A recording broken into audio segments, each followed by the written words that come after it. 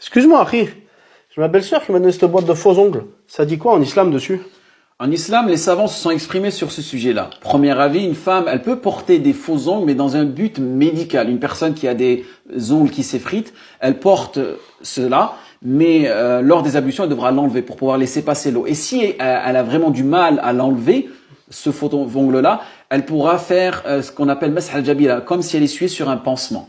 Deuxième avis, si elle porte ça de manière occasionnelle, dans des conditions bien spécifiques, admettons, elle se retrouve de manière privée entre femmes lors d'un mariage, elle peut porter les faux ongles et elle devra les enlever lorsqu'elle aura quitté cet endroit-là.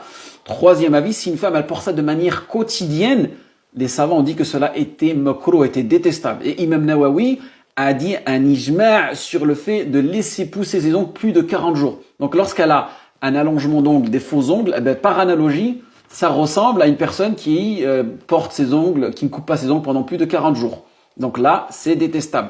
Quatrième avis, cela est interdit car cela fait partie du changement de la création d'Allah subhanahu wa ta'ala et aussi c'est quelque part s'assimiler à des mœurs qui ne sont pas propres aux musulmans. Et malheureusement aujourd'hui, beaucoup de femmes vivent dans le paraître, elles vivent dans la fausseté et cette concurrence dans la fausseté, des faux cils, des faux cheveux, des fausses dents, des faux ongles.